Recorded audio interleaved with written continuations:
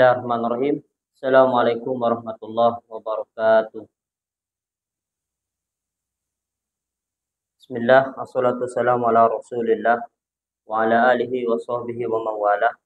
Asyhadu an la ilaha illallah wahdahu la syarikalah wa asyhadu anna Muhammadan abduhu wa rasuluh la nabiyya wa la rasula ba'da. Allahumma shalli ala sayyidina Muhammad wa ala alihi wa sahbihi wa barik wasallam. Qala Allah Ta'ala fi kitabihil karim, ya ayyuhalladzina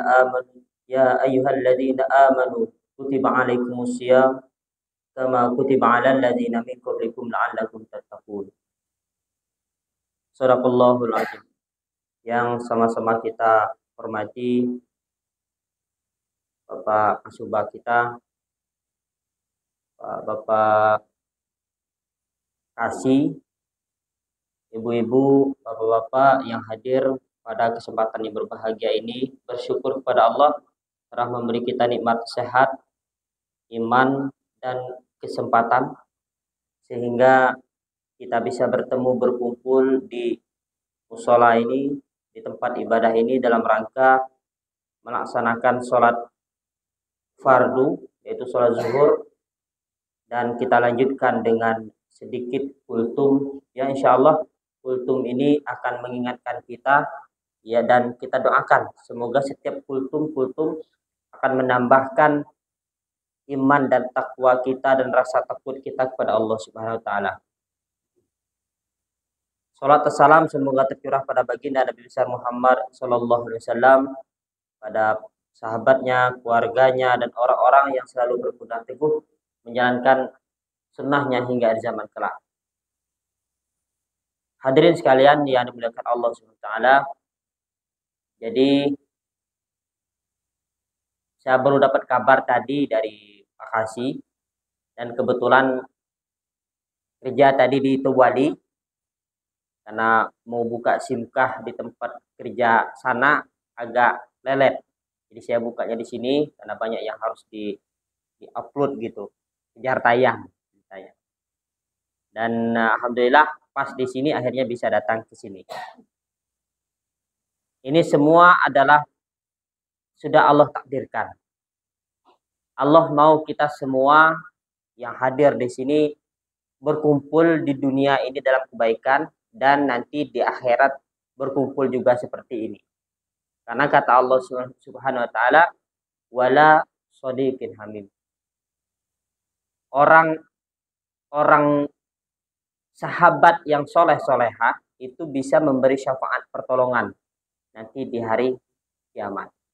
Al-yauma nakhtimu ala afwahihim wa tukallimuna aydihim wa tashhadu arjuluhum bima kanu yaksibun. Karena semuanya nanti akan dipertanggungjawabkan di hadapan Allah Subhanahu wa taala, termasuk kita yang hadir pada momentum kali ini. Nanti di akhirat kelak akan diputar kembali siapa saja bersama kita hari ini yang tetap duduk di masjid di tempat ini. Kita tetap mendengarkan, kita sama-sama mendengarkan kultum. Nanti akan Allah kumpulkan kembali, akan Allah pulangkan kembali ingatan kita. Hadirin wal hadir rahimakumullah. Sedikit mau saya sampaikan pada kesempatan kali ini tentang bulan yang sudah kita jalani sekarang, yaitu bulan puasa atau bulan Ramadan, ya. Yang alhamdulillah kita sudah memasuki hari ke-9. Hari ke-9 artinya sudah mau masuk ke sepertiganya.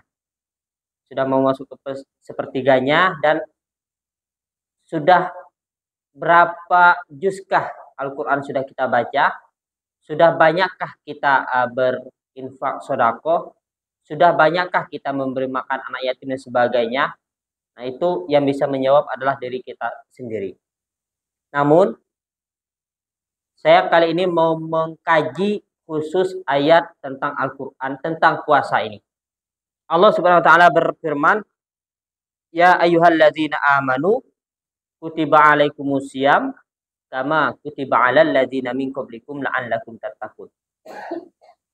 Di ayat ini kita sering dengar gitu kan, bahkan kita tahu semua artinya, wahai orang-orang yang beriman, diwajibkan kepada kalian berpuasa sebagaimana diwajibkan orang-orang sebelum kalian agar kalian bertakwa. Bulan puasa ini kita sering dengar istilahnya juga dengan bulan Syahrut Tarbiyah, bulan pendidikan. Terkait dengan ayat ini, bulan pendidikan ini sangat menarik. Ada, kalau di sekolah itu ya, ada input, ada proses, dan ada output. Output itu targetnya. Ya, proses itu bagaimana proses pembelajaran setiap harinya. Misalkan SD 6 tahun ya, MTS 3 tahun, aliyah 3 tahun gitu prosesnya.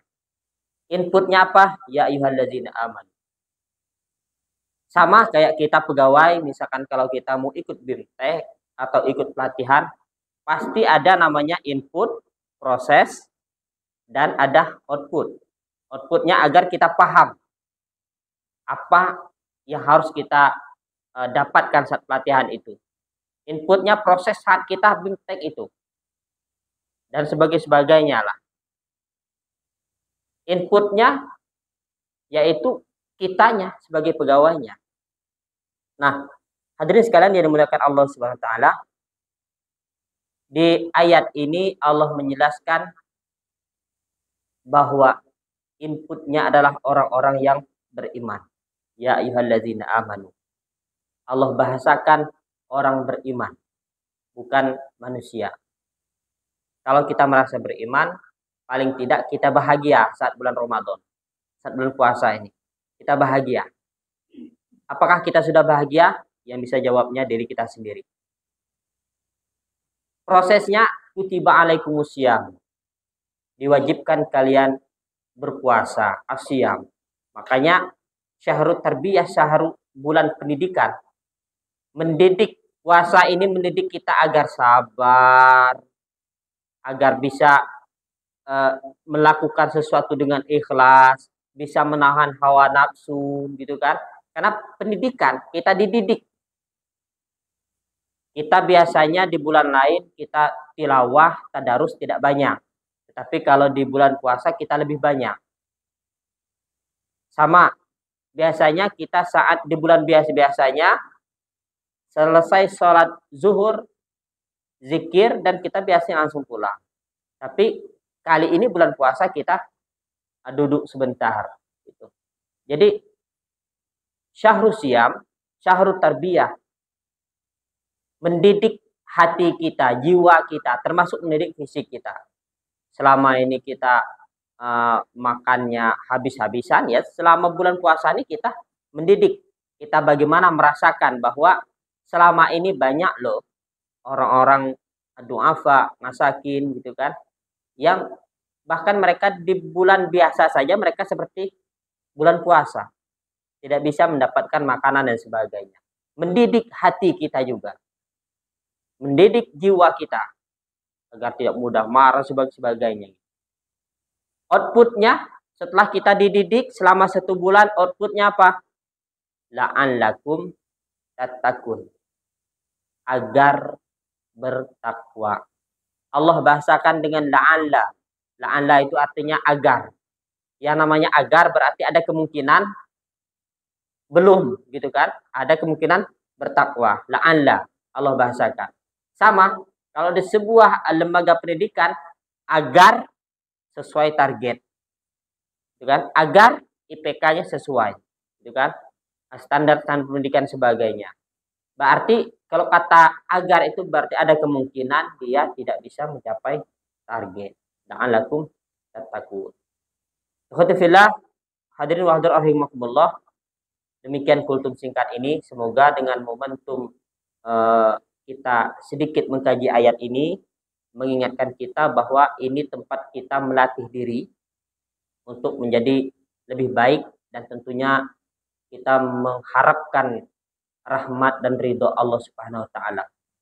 Demikian yang bisa disampaikan. Mohon maaf kalau ada kata yang salah. Saya akhiri. Assalamualaikum warahmatullahi wabarakatuh.